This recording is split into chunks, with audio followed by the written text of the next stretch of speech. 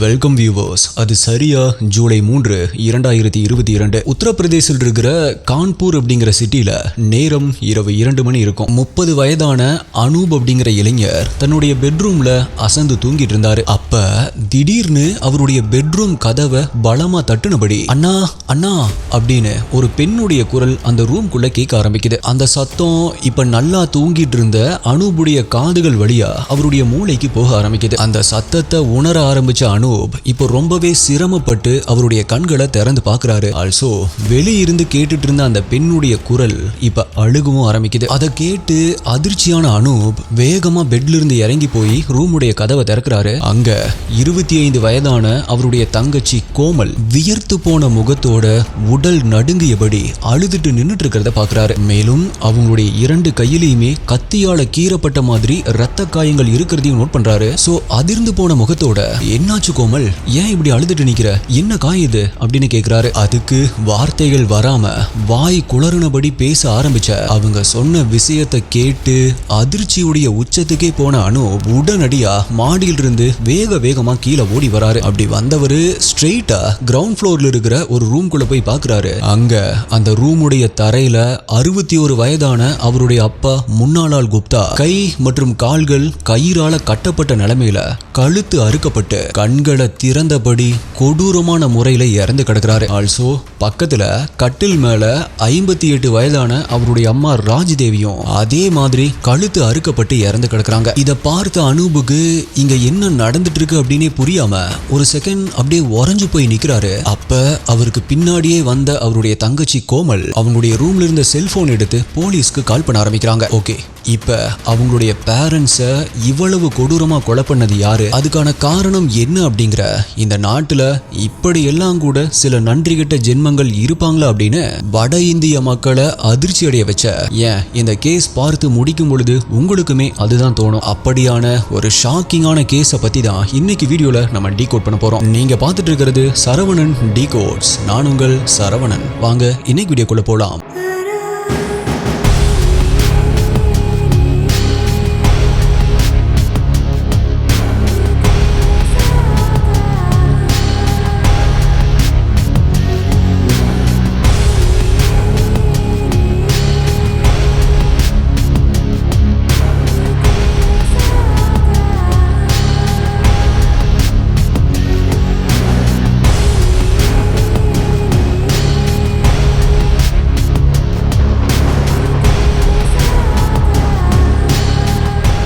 வீடியோக்குள்ள போறதுக்கு முன்னாடி ஒரு விஷயம் சொல்றேன். சில பேருக்கு பல்லுல கேப் இல்ல அப்படின்னா வளைஞ்சு நெளிஞ்சு கோணல் மானலா இருக்கும். இந்தியால 8 பேர்த்துல ஒருத்தருக்கு இந்த பிரச்சனை இருக்கு. இவங்களுக்கு ஒரு இடத்துல சிரிக்கிறதுக்கே தயக்கமா இருக்கும். இதனால அவங்களுடைய கான்பிடன்ஸ் குறையும். ஆல்சோ அவங்களுடைய பல்லு சொத்தையாகும், மஞ்சள் ஆகும், வாய் துர்நாற்றம் அப்படின்னு ஏகப்பட்ட பிரச்சனை வரும். நிறைய பேர் இந்த பிரச்சனைக்கு பிரேசஸ் மட்டும் தான் தீர்வு அப்படின்னு நினைக்கிறாங்க. அது போட்டா வலிக்கும், 2-3 வருஷம் ஆகும், சாப்பாடு சாப்பிட்றதுக்கு கட்டுப்பாடுகள் அப்படின்னு எக்கச்சக்க சிரமம். ஆனா இப்ப டூத்சி அதுக்கு ஒரு சூப்பரான தீர்வு கொடுத்திருக்காங்க. அதுதான் கண்ணுக்கு தெரியாத டீத் அலைனஸ். இது உங்களுடைய வளைஞ்ச பற்களை நேராக்கும், கேப்பை சரி பண்ணும், அதுவும் 6 முதல் 12 மாசத்துக்குள்ளேயே. இதுல என்ன பெரிய விஷயம் அப்படின்னா இந்த அலைனஸ் கண்ணுக்கு தெரியாத மாதிரி இன்விசிபிளா இருக்கும். அதனால நீங்க போட்டிருக்கீங்க அப்படின்னு யாருக்குமே தெரியாது. அப்புறம் நீங்க சாப்பிட்றப்ப பிரஷ் பண்றப்ப அப்படின்னு ஈஸியா ரிமூவ் பண்ணிக்கலாம். இந்த டூத்சி டீத் அலைனஸ் வாங்குறதும் ரொம்பவே ஈஸி. கீழே டிஸ்கிரிப்ஷன்ல கொடுத்திருக்கிற அவங்களுடைய வெப்சைட்ல போய் ஃப்ரீயா 3D ஸ்கேனை புக் பண்ணுங்க. இல்லனா அவங்களுடைய 30க்கும் மேற்பட்ட எக்ஸ்பீரியன்ஸ் சென்டருக்கும் போலாம். ஸ்கேன் முடிஞ்சதும் உங்களுக்கான தனிப்பட்ட ஸ்மைல் பிளானை ரெடி பண்ணி அனுப்புவாங்க. நீங்க அப்ரூவ் பண்ணா சில நாட்கள்ல உங்களுடைய வீட்டுக்கே அலைனஸ் அனுப்பிடுவாங்க. டூத்சி 3 லட்சத்துக்கும் மேற்பட்ட சிரிப்புகளை அழகா வடிவமைச்சிருக்காங்க. இந்த அலைனஸ்க்கு US FDA கூட அப்ரூவல் கொடுத்திருக்காங்க. ரிசல்ட் உறுதி. சோ உங்களுடைய கோணலா இருக்கிற பல்ல சரி செய்ய இப்பவே டூத்சியுடைய ஃப்ரீ டீத் ஸ்கேனை புக் பண்ணுங்க. லிங்க் கீழே டிஸ்கிரிப்ஷன்ல இருக்கு. இது லிமிடெட் டைம் ஆஃபர் தான்.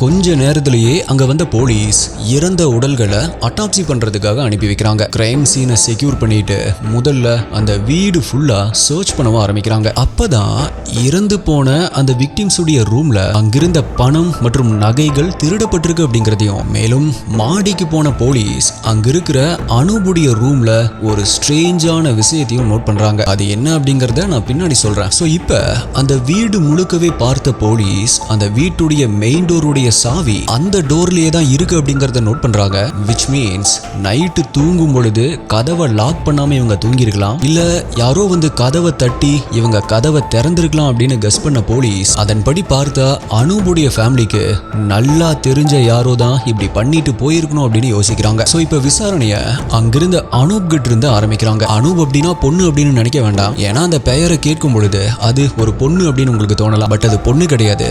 இன்ட்ரோல தூங்கிட்டு இருந்து எந்திரிச்சாரு அப்படின்னு சொன்ன இல்லையா, அவரு தான் அனூப். சோ அவர்கிட்ட இருந்து இன்வெஸ்டிகேஷன் ஆரம்பிக்கிறாங்க. உங்களுக்கு இந்த கொலைகளை பண்ணது யாரா இருக்கும் அப்படின்னு யார் மேலேயாவது சந்தேகம் இருக்கா அப்படின்னு கேக்குறாங்க. போலீஸ் அப்படி கேட்ட உடனே அவரு கொஞ்சம் கூட யோசிக்கவே இல்லை. ஆமா சார், என்னுடைய ஒய்ஃபுக்கு 2 அண்ணன்கள் இருக்காங்க, அவங்க 2 பேர் மேலேயும் தான் சார் எனக்கு சந்தேகமா இருக்கு அப்படின்னு சொல்றாரு. ஆனா இதை கேட்ட போலீஸ் எதை வச்சு அப்படி சொல்றீங்க, என்ன காரணம் அப்படின்னு கேக்குறாங்க. அதுக்கு போன வருஷம் தான் என்னுடைய பேரண்ட்ஸ் பல கனவுகளோட சோனிகா அப்படிங்கிற பொண்ணை எனக்கு மேரேஜ் பண்ணி வச்சாங்க. பட் அந்த பொண்ணு கூட சேர்ந்து வாழும்போது தான் அவ கொஞ்சம் மனநலம் பாதிக்கப்பட்ட பொண்ணு அப்படிங்கிறது எங்களுக்கு தெரிய வந்துச்சு. பட் அதை பத்தி அவங்களுடைய ஃபேமிலி கிட்ட கேட்கும் போது அவளுக்கு இப்படி ஒரு பிரச்சனை இருக்குது அப்படிங்கறதே எங்களுக்கு தெரியாது அப்படின்னு சொல்லி மழுப்புனாங்க. சோ ஒரு 3 மாசத்திலேயே சோனிகா கூட வாழ முடியாது அப்படின்னு சொல்லி அவளை கூட்டிட்டு போய் அவளுடைய வீட்லயே விட்டுட்டேன். ஆல்சோ டிவோர்ஸ் கேட்டும் கோர்ட்ல ஒரு கேஸ் போட்டேன். பட் அவளுடைய 2 அண்ணனுங்களுமே 50 லட்சம் ரூபாய் நீ எங்களுக்கு பணம் கொடுக்கணும், அப்படி கொடுத்தாதான் சோனிகா டிவோர்ஸ் பேப்பர்ல சைன் போடுவா அப்படின்னு எங்க ஃபேமிலியவே மிரட்ட ஆரம்பிச்சாங்க. ஆனா நானும் அதெல்லாம் முடியாது அப்படின்னு சொல்லிட்டேன். ஆனாலுமே கூட அவங்க 2 பேருமே கண்டினியூஸா இங்க வீட்டுக்கே வந்து எங்களை பணம் கேட்டு என்னுடைய பேரண்ட்ஸ் அப்படின்னு எல்லாத்தையுமே மிரட்ட ஆரம்பிச்சாங்க. சார், எங்க அப்பா என்னுடைய தங்கச்சி கோமலுக்கு ஒரு நல்ல இடத்துல கல்யாணம் பண்ணி வைக்கணும் அப்படிங்கிறதுக்காக ஏற்கனவே கொஞ்சம் பணமும் நகையும் சேர்த்து வச்சிருந்தாரு. சோ இப்ப இப்படி நடந்திருக்கிறத பார்க்கும்போது, அந்த நகை பணம் எல்லாமே காணாம போயிருக்கிறத பார்க்கும்போது அவங்க தான் அந்த பணத்துக்கு ஆசைப்பட்டு இப்படி பண்ணிருக்கணும். ஏதாவது பேசுற மாதிரி வீட்டுக்குள்ள வந்து என்னுடைய பேரண்ட்ஸை கொலை பண்ணிட்டு பணத்தையும் நகையும் திருடிட்டு போயிருக்கணும் அப்படின்னு சொல்லி முடிக்கிறாரு. அனூப் இத போலீஸ் கிட்ட சொல்லிட்டு இருந்ததை கேட்ட அவருடைய தங்கச்சி கோமலுமே கூட, ஆமா சார், எங்களுடைய பேரண்ட்ஸை கொலை பண்ணது எங்க அண்ணனுடைய ஒய்ஃபோட பிரதர்ஸ் மாதிரி தான் எனக்கு தெரிஞ்சது அப்படின்னு போலீஸ் கிட்ட சொல்ல ஆரம்பிக்கிறாங்க. இதை கேட்டு கோமல் பக்கம் திரும்பின போலீஸ், என்ன நடந்துச்சு, நீங்க அவங்கள பாத்தீங்களா அப்படின்னு கேக்குறாங்க. அப்பதான் கோமலுமே நைட்டு நடந்த விஷயங்களை தெளிவா சொல்ல ஆரம்பிக்கிறாங்க. அதாவது எப்பவும் போல கோமல் அவங்களுடைய பெட்ரூம்ல தூங்கிட்டு இருந்திருக்காங்க. அப்ப திடீர்னு யாரோ அலற மாதிரியான சத்தம் அவங்களுக்கு கேட்க ஆரம்பிச்சிருக்கு. தூக்கத்திலிருந்து எந்திரிச்சவங்க என்னாச்சு, என்ன சத்தம் அப்படின்னு பாக்குறதுக்காக அவங்களுடைய ரூம் கதவை திறந்து வெளியே வந்து பாக்குறாங்க. அப்ப பக்கத்து ரூம்ல இருந்து தான், அதாவது அவங்க பேரண்ட்ஸ் உடைய ரூம்ல இருந்து தான் அந்த சத்தம் கேக்குது அப்படிங்கறத தெரிஞ்சுக்கிட்ட கோமல் அதிர்ச்சி கலந்த பயத்தோட வேகமா அந்த ரூம்குள்ள போய் பாக்குறாங்க. அப்ப அந்த ரூமுடைய தரையில அவங்களுடைய அப்பா கை மற்றும் கால்கள் கட்டப்பட்ட நிலைமையில கீழே படுத்து கிடக்கிறதையும், பக்கத்திலேயே முகத்துல கர்ச்சீஃப் கட்டி இருந்த ஒருத்தன் அவனுடைய முழங்கையால கோமலுடைய அப்பாவை கத்த விடாம அவருடைய கழுத்தை பிடிச்சிட்டு இருக்கிறத பார்த்து ஷாக் ஆகுறாங்க. மேலும் அதே மாதிரி முகத்துல கர்ச்சீஃப் கட்டியிருந்த இன்னும் 2 நபர்கள் அங்க இருக்கிறதையும், அதுல ஒருத்தன் கட்டில் மேல படுத்திருந்த அவங்களுடைய அம்மாவை கத்த விடாம அவங்களுடைய வாயை பொத்திட்டு இருக்கிறதையும், இன்னொருத்தன் அவங்களுடைய கை மற்றும் கால்களை கயிறை வச்சு கட்டிட்டு இருக்கிறதையும் பார்த்த கோமல் உடனே, யாரா நீங்களா, என்னடா பண்றீங்க அப்படின்னு அவனுங்களை தடுக்க போயிருக்காங்க. பட் அப்பதான் அதுல ஒருத்தன் அவனுடைய பேண்ட் பாக்கெட்ல இருந்த கத்தி எடுத்து கோமலுடைய கையிலேயே கீற ஆரம்பிக்கிறான். மேலும் கோமலுக்கு பின்னாடி போய் அவனுடைய முழங்கையால அவங்களுடைய கழுத்தை பிடிச்சுக்கிறான். சோ இப்ப கோமல் மிரண்டு போய் பார்த்துட்டு இருக்க அங்கிருந்த மத்த 2 பேரும் அவங்களுடைய பேண்ட் பாக்கெட்ல இருந்த கத்தி எடுத்து கோமலுடைய அம்மா மற்றும் அப்பாவுடைய கழுத்தை அறுக்க ஆரம்பிக்கிறானுங்க. இதனால ரத்த வெள்ளத்துல துடிக்க ஆரம்பிச்ச கோமலுடைய பேரண்ட்ஸ் அடுத்த சில நொடிகள்லயே இறந்து போறாங்க. அதை பார்த்து அதிர்ந்து போன கோமலோ அவங்களுடைய பேரண்ட்ஸ் சாகிறத தடுக்க முடியாம அழுக ஆரம்பிக்கிறாங்க. அப்படி அழுதுட்டு இருந்த கோமல் கிட்ட நெருங்கின அந்த கில்லர்ஸ் 2 பேருமே, இங்க பாரு, மரியாதையா பணம் மற்றும் நகைகள் எங்க இருக்கு அப்படின்னு சொல்லிடு, நாங்க எவ்வளவு கேட்டுமே சொல்லாம தான் இவங்க இப்படி இறந்து போயிருக்காங்க. இப்ப நீயும் சொல்லல அப்படின்னா இங்கேயே உன்னை சீரழிச்சு உன்னோட பேரண்ட்ஸ் மாதிரியே உன்னுடைய கழுத்தையும் அறுத்து போட்டுருவோம் அப்படின்னு மிரட்ட ஆரம்பிக்கிறானுங்க. இதுல பயந்து போன கோமலோ அங்கிருந்த கபோர்ட்குள்ளதான் நகைகள் மற்றும் பணம் இருக்கிற ஒரு லாக்கர் இருக்கு அப்படிங்கறதையும் அந்த லாக்கருடைய சாவி இன்னொரு இடத்துல மறைவா இருக்கு அப்படின்னு அந்த சாவியையும் காட்டி கொடுக்கறாங்க. அந்த சாவி எடுத்து லாக்கரை திறந்தவனுங்க அதுல இருந்த பணம் மற்றும் நகைகளை எடுத்து அவனுங்க கொண்டு வந்திருந்த ஒரு பேக்ல போட ஆரம்பிக்கிறானுங்க. இதையெல்லாம் பார்த்துட்டு இருந்த கோமலுடைய மனசுல பல எண்ணங்கள் ஓட ஆரம்பிச்சது. ஆக்சுவலா இவனுங்களை நம்ம அடையாளம் பார்த்துட்டோம், சோ கண்டிப்பா நம்மளையும் இவனுங்க கொலை பண்ணிருவானுங்க அப்படின்னு மனசுக்குள்ளேயே யோசிக்க ஆரம்பிக்கிறாங்க. அதனால எப்படியாவது இவனுங்க கிட்ட இருந்து தப்பிக்கணும் அப்படின்னு திங்க் பண்ணவங்க அவங்களுடைய உடல்ல இருந்த மொத்த பலத்தையும் யூஸ் பண்ணி அவங்களுடைய கழுத்தை பிடிச்சிட்டு இருந்தவனை உதறி தள்ளி விட்டுட்டு கண்ணு மேய்க்கிற நேரத்துல பக்கத்துல இருந்த அவங்களுடைய ரூம்குள்ள ஓடி போய் கதவை உள்ள இருந்து லாக் பண்ணிக்கிறாங்க. இத கொஞ்சம் கூட எதிர்பார்க்காத அந்த கில்லர்ஸ் 3 பேருமே ஓடி போய் அந்த கதவை திறக்க ட்ரை பண்றானுங்க. ஆனா கதவு உள்பக்கமா லாக் பண்ணிருக்கு அப்படிங்கிறது தெரிஞ்சு இப்ப என்ன பண்றது அப்படின்னு தெரியாம உடனடியா அங்கிருந்து எஸ்கேப் ஆயிருக்கானுங்க. இப்ப அவனுக்கு அங்க இருக்கானுங்களா போயிட்டானுங்களா அப்படின்னு தெரியாம ரூம்குள்ள பயத்தோட நின்னுட்டு இருந்த கோமல் ரொம்ப நேரம் கழிச்சுதான் வெளியே வந்திருக்காங்க. அதுக்கப்புறமா தான் நான் இன்ட்ரோல சொன்ன சம்பவங்களும் நடக்க ஆரம்பிக்குது. அதனாலதான் சார் சொல்றேன், அப்படி வந்துட்டு போனவங்கள 2 பேர் சோனிகாவுடைய பிரதர்ஸ் மாதிரியே இருந்தாங்க அப்படின்னு போலீஸ் கிட்ட கோமல் சொல்லி முடிக்கிறாங்க.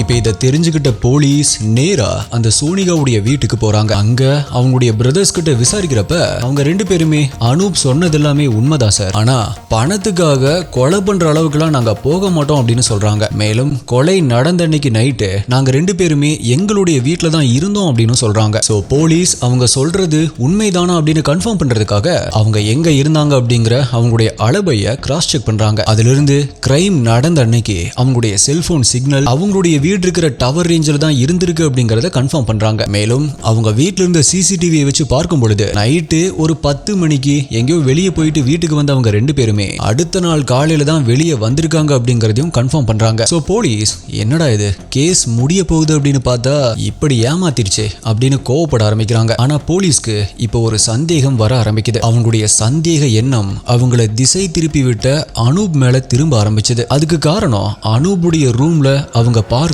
அந்த ஸ்ட்ரேஞ்சான விஷயம் தான். ஆக்சுவலா அது என்ன அப்படின்னா போலீஸ் போய் கிரைம் சீனை செக் பண்ணிட்டு இருக்கும் பொழுது அவருடைய ரூமுடைய தரையில வாமிட் பண்ணி வச்சிருந்த மாதிரியான அடையாளங்கள் இருந்திருக்கு. சோ ஒருவேளை இது எல்லாத்தையுமே பண்ணது அனூபா தான் இருக்குமோ அப்படின்னு போலீஸ் யோசிச்சுட்டு இருந்த அந்த நேரத்துல தான் இன்னொரு சிசிடிவில இருந்து அவங்களுக்கு கிடைச்ச ஒரு விஷயம் போலீஸ தலைய பிச்சுக்க வச்சுது.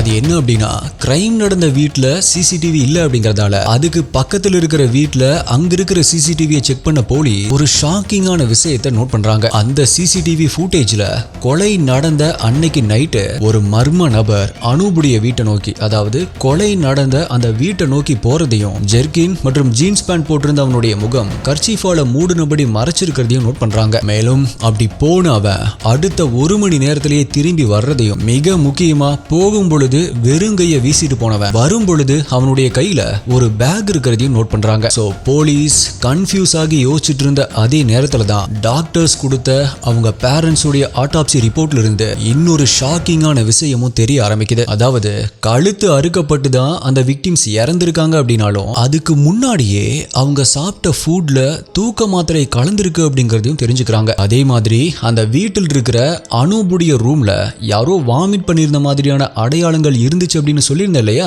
ஆக்சுவலா ஃபாரன்சிக் டீம் அந்த சாம்பிளை கூட கலெக்ட் பண்ணியிருந்தாங்க. சோ அதையுமே டெஸ்ட் பண்ணி பார்க்கறப்ப அதுலயுமே அவங்க அம்மா அப்பாவிற்கு கொடுக்கப்பட்ட அதே சேம் தூக்க மாத்திரை தான் கலந்திருக்கு அப்படின்னு ரிப்போர்ட் வந்திருக்கு. இது எல்லாத்துக்குமே மேல கிரைம் நடந்த அந்த வீட்ல இருந்து ஒரு அன்னோன் ஹியூமனுடைய சீமனையும் கூடவே ஒரு ஃபிங்கர் பிரிண்டையும் ஃபாரன்சிக் டீம் கண்டுபிடிச்சிருக்காங்க. சோ இது எல்லாத்தையுமே வச்சு ஸ்ட்ரெயிட்டா அனூபுடைய வீட்டுக்கே போன போலீஸ் அனூபை அரெஸ்ட் பண்ணுவாங்க அப்படின்னு நீங்க நினைச்சீங்க அப்படின்னா இல்ல எஸ்டிஐ, போலீஸ் அரெஸ்ட் பண்ணது அனூபை இல்ல, அவருடைய தங்கச்சியான கோமலை.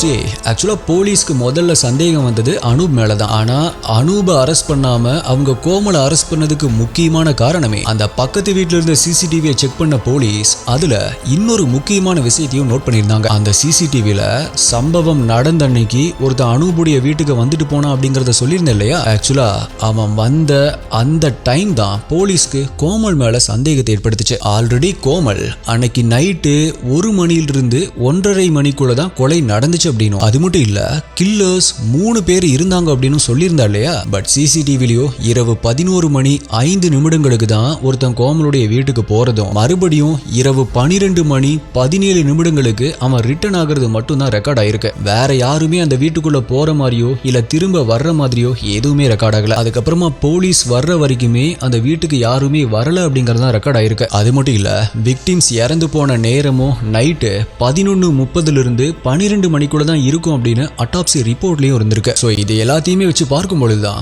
கோமல் சொன்னது எல்லாமே பொய் அப்படிங்கறத அவங்க கன்ஃபார்ம் பண்ணியிருந்தாங்க. இது எல்லாத்துக்குமே மேல அந்த வீட்ல இருந்து ஒரு அன்னோன் ஹியூமனுடைய சீமனையும் ஃபிங்கர் பிரிண்டையும் கண்டுபிடிச்சிருந்தாங்க அப்படின்னு சொல்லியிருந்தேன் இல்லையா. அது ஆக்சுவலா கோமலுடைய பெட்ல இருந்து தான் அந்த சீமனை கண்டுபிடிச்சிருந்தாங்க. அதோட சேர்த்து அவங்க பெட்டுக்கு அடியில மறைச்சு வச்சிருந்த தூக்க மாத்திரைகளையும் கண்டுபிடிச்ச போலீஸ் அந்த மாத்திரைகள் தான் அந்த வீட்ல இருந்த மத்த 3 பேருமே சாப்பிட்ட ஃபுட்லயுமே கலந்திருக்கு அப்படிங்கறத கண்டுபிடிக்கிறாங்க. சோ கையோட அவளை அரெஸ்ட் பண்ணி கஸ்டடியில் எடுத்து விசாரிக்க ஆரம்பிச்ச போலீஸ் அவளுக்கு எதிராக இருந்த எல்லா எவிடன்ஸையுமே காட்டுறாங்க. அப்பதான் நம்ம வசமா மாட்டிக்கிட்டோம் அப்படின்னு நினைச்ச கோமல் அவளுடைய கன்ஃபஷனை சொல்ல ஆரம்பிக்கிறா. அப்படி அவளுடைய கன்ஃபஷனை கேட்ட போலீஸ்க்கு இப்படி எல்லாம் கூட சில ஜென்மங்கள் இருக்குமோ அப்படின்னு தோண வச்சது. அப்படி ஒட்டுமொத்த வட இந்திய மக்களையுமே அதிர்ச்சி அடைய வச்ச மனசாட்சி அப்படின்னே என்ன அப்படின்னே தெரியாத அந்த மிருகத்துடைய கன்ஃபஷன் இதுதான்.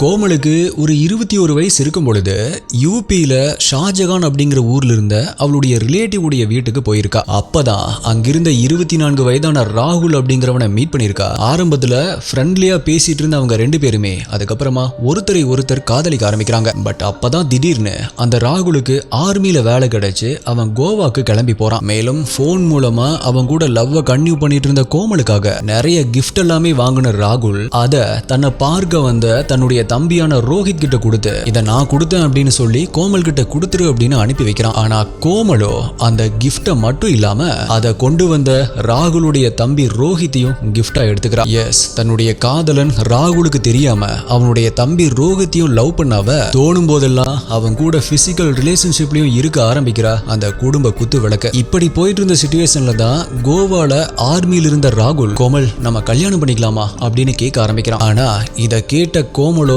அப்பதான் அந்த ஷாக்கிங்கான விஷயத்தை அவங்க கிட்ட சொல்ல ஆரம்பிக்கிறான். நீங்க நினைக்கிறது கிடையாது, ஆக்சுவலா அது என்ன அப்படின்னா தூரத்து சொந்தமான ராகுல் நமக்கு எப்படிமா அவங்க சொந்தம் அப்படின்னு ஒரு நாள் அவளுடைய அம்மா கிட்ட கோமல் கேட்டிருக்கா. அப்ப அவங்களோ அந்த ராகுல் உனக்கு அண்ணன் முறை ஆகணும் அப்படின்னு சொல்லியிருக்காங்க. இப்ப இதை தெரிஞ்சுக்கிட்ட ராகுல் அப்படியே அதிர்ச்சி ஆகுறான். என்ன நீ இப்படி சொல்ற, ஏன் நீ இந்த விஷயத்த என்கிட்ட ஆரம்பத்திலேயே சொல்லல, இப்ப எப்படி நம்ம கல்யாணம் பண்ண முடியும் அப்படின்னு கேக்குறான். ஆனா அதுக்கு கோமலோ இன்னொரு ஷாக்கிங்கான விஷயத்தையும் சொல்ல ஆரம்பிக்கிறான். அதை கேட்ட ராகுலோ அதிர்ச்சியுடைய உச்சத்துக்கே போக ஆரம்பிக்கிறான். என்ன ப்ரோ, உன் தம்பி கூட கனெக்ட்ல இருக்கேன் அப்படிங்கறத சொல்லிட்டாளா அப்படின்னு கேட்டீங்கன்னா இல்ல ஸ்டே, இதுதான் உங்களுக்கு அடுத்த ட்விஸ்ட். தன்னுடைய பேரண்ட்ஸான குப்தாவும் ராஜ் தேவியும் அவளுடைய உண்மையான அப்பா அம்மாவே இல்ல, இவளும் அவங்களுடைய உண்மையான மகளே கிடையாது அப்படிங்கறதா அந்த ட்விஸ்ட்.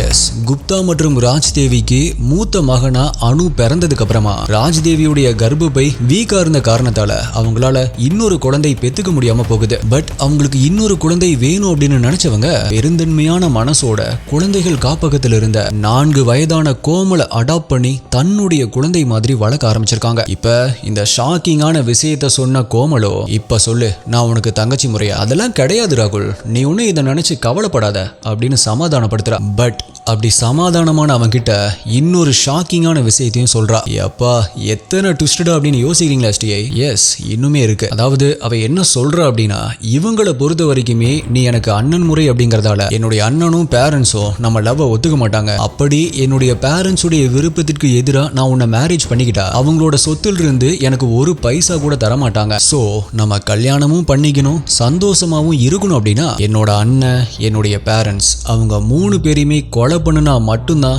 இது நடக்கும் அப்படின்னு சொல்லி ஷாக் கொடுக்குறா. ஓ, எனக்கு எல்லாமே புரிஞ்சு போச்சு ப்ரோ. ஸோ கோமல் சொன்னதை கேட்டுதான் அவன் வந்து கோமலுடைய பேரண்ட்ஸை கொலை பண்ணியிருக்கானா? அப்ப இவன் தான் அந்த சிசிடிவில வந்தவனா ப்ரோ? இவனும் அவளும் சேர்ந்து தான் இது எல்லாத்தையுமே பண்ணியிருக்காங்க, கரெக்டா ப்ரோ அப்படின்னு கேட்டீங்க அப்படின்னா, இல்ல ஸ்டிஐ, கொலை பண்ணது அந்த சிசிடிவில இருந்தது கோமலுடைய காதலனான ராகுல் கிடையாது.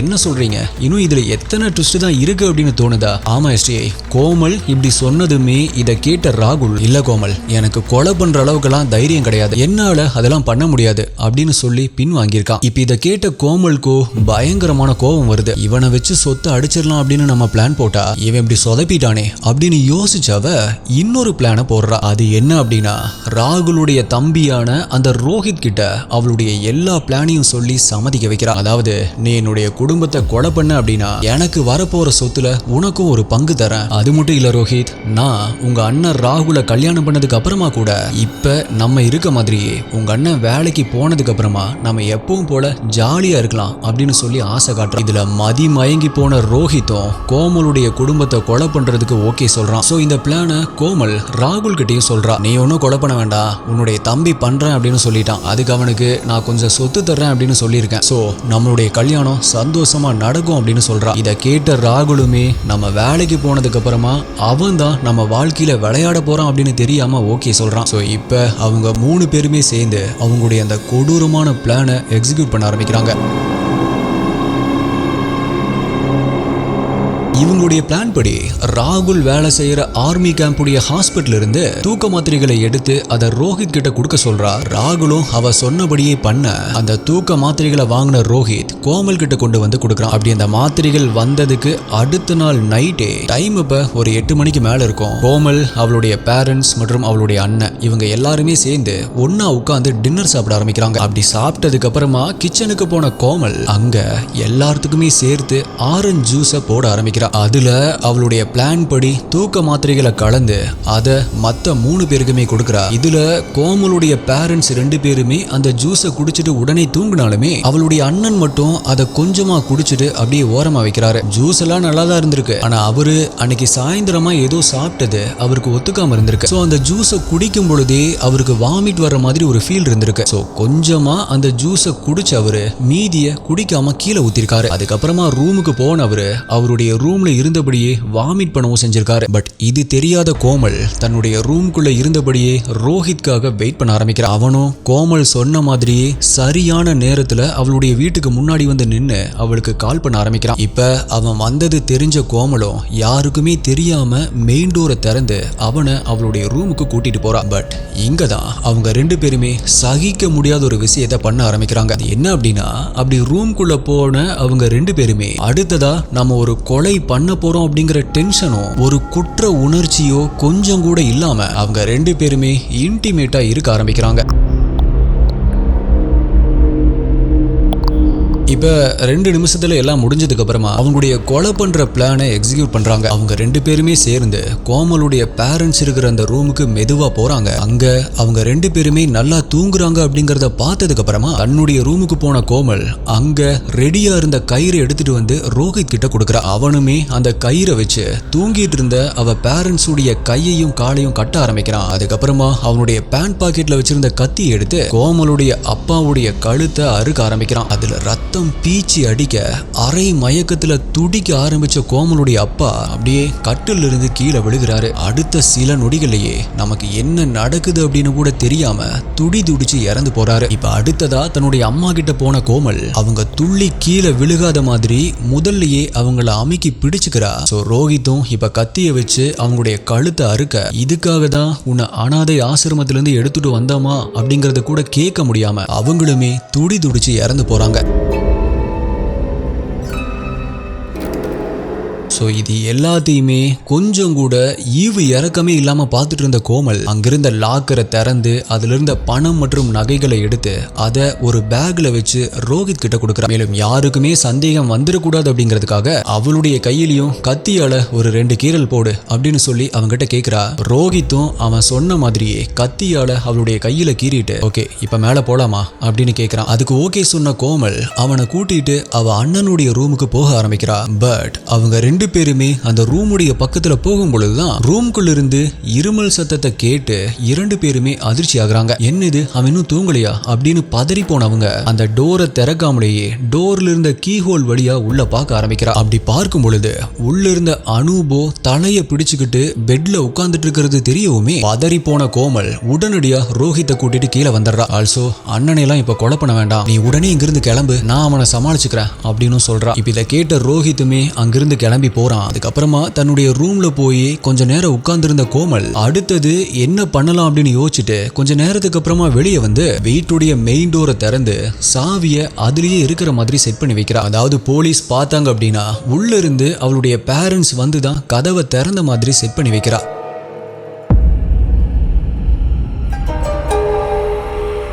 அண்ட் இதுக்கப்புறமா தான் நான் இன்ட்ரோல சொன்ன மாதிரி மாடிக்கு போய் அவளுடைய அண்ணங்கிட்ட அழுது டிராமா பண்ணியிருக்கா. மேலும் அவளுடைய அண்ணன் ஆல்ரெடி அவருடைய ஒய்ஃபுடைய பிரதர்ஸ் மேல சந்தேகப்படுறது தெரிஞ்சு அவளும் அதே மாதிரி போலீஸ் கிட்ட சொல்லி டைவர்ட் பண்ணியிருக்கா. இப்ப அவளுடைய கன்ஃபஷனுக்கு அப்புறமா கில்லரான ரோஹித் அரெஸ்ட் பண்ண போலீஸ் அவனுடைய சீமன் மற்றும் ஃபிங்கர் பிரிண்ட் தான் கிரைம் நடந்த வீட்டுல கிடைச்சிருக்கு அப்படின்னு கன்ஃபார்ம் பண்றாங்க. மேலும் அவனுடைய வீட்டில இருந்த அவன் திருடின நகை மற்றும் பணத்தையும் அவன் கொலை பண்ண யூஸ் பண்ண அந்த கத்தியும் ரெக்கவர் பண்றாங்க. அதுக்கப்புறமா கொலைக்கு உடந்தையா இருந்த கோவால மிலிட்டரியில இருந்த ராகுலையும் அரெஸ்ட் பண்றாங்க. அப்பதான் அந்த ராகுலுக்கு கோமல் அவனுடைய தம்பி ரோஹித் கூடயும் ரிலேஷன்ஷிப்ல இருந்திருக்கா அப்படிங்கிற அதிர்ச்சியான விஷயமும் தெரிய ஆரம்பிச்சிருக்கு. இந்த கேஸ்ல கோமல் எப்பேற்பட்ட ஒரு நன்றி கெட்ட பெண்ணா இருந்திருக்கா அப்படிங்கறத நம்ம கவனிக்கணும். அதாவது குப்தாவும் தேவியும் மட்டும் அவளை குழந்தைகள் நல காப்பகத்திலிருந்து கூட்டிட்டு வரல அப்படின்னா இந்நேரம் அவ ஆதரவு இல்லாத ஒரு பொண்ணா தான் இருந்திருப்பா. பட் அப்படி ஒரு சிச்சுவேஷனுக்கு அவளை போக விடாம அவங்க 2 பேருமே அவளை அவங்களுடைய சொந்த பொண்ணு மாதிரி தான் வளர்த்திருக்காங்க. இப்படிப்பட்ட பேரண்ட்ஸ்க்கு அந்த கோமல் எவ்வளவு நன்றியோடையும் விசுவாசத்தோடையும் இருந்திருக்கணும். ஆனா அவளோ அந்த நன்றியும் 2 உயிர்களை கொல்றோமே அப்படிங்கிற இரக்கமும் கொஞ்சம் கூட இல்லாம பணத்தாசை பிடிச்சு காதலிச்ச பையனுக்கும் உண்மையா இல்லாம காம ஆசை பிடிச்சு இப்படி கொலை பண்ற அளவுக்கு போயிருக்கா. இவ்வளவு பெரிய பாவத்தை பண்ண அவளுக்கு மன்னிப்பே கிடையாது அப்படின்னு தான் சொல்லணும். இந்த கேஸ் கோர்ட்ல ஒண்ணுமே விசாரணையில தான் இருக்கு அப்படிங்கறதால என்ன மாதிரியான தண்டனை கிடைக்கும் அப்படிங்கறத நம்ம வெயிட் பண்ணி தான் பார்க்கணும். வீடியோல நான் சொன்ன டூட்சி வெப்சைட்ல இன்விசிபிள் டீத் அலைனர்ஸை செக் பண்ணி பாருங்க. இந்த அலைனர்ஸ் பிரேசஸ் மாதிரியே தான் பற்களை சரி செய்யும், ஆனா இது கண்ணுக்கு தெரியாது. கீழே டிஸ்கிரிப்ஷன்ல இருக்கிற லிங்கை கிளிக் பண்ணி உங்களுடைய ஃப்ரீ டீத் ஸ்கேனை இப்பவே புக் பண்ணுங்க. இது லிமிடெட் டைம் ஆஃபர் தான். So my dear SDA head investigators, நீங்க இந்த கேஸை பத்தி என்ன நினைக்கிறீங்க? கோமல் செஞ்ச இந்த நன்றி கெட்டத்தனமான கொலைகளை பத்தின உங்களுடைய கருத்து என்ன? இந்த கொலையை கோமல் தான் பண்ணிருப்பா அப்படின்னு நீங்க எப்பாவது கெஸ் பண்ணீங்களா? அப்படி கெஸ் பண்ணிருந்தீங்க அப்படின்னாலும் கீழே கமெண்ட் பண்ணுங்க. ஆல்சோ அடுத்தது என்ன டாபிக்ல வீடியோ வேணும், என்ன கேஸ் வேணும் அப்படிங்கறதையும் கமெண்ட் பண்ணுங்க. வீடியோவை இப்போ வரைக்கும் லைக் பண்ணாம பார்த்துட்டு இருந்தீங்க அப்படின்னா வீடியோ உங்களுக்கு பிடிச்சிருந்துச்சு அப்படின்னா இப்போ ஒரு லைக் கொடுத்துருங்க. ஆல்சோ நீங்க பண்ற உங்களுடைய பெஸ்டான கமெண்ட் அடுத்த வீடியோல வரும். வேற ஒரு வீடியோல மீட் பண்றேன். நன்றி, பாய்.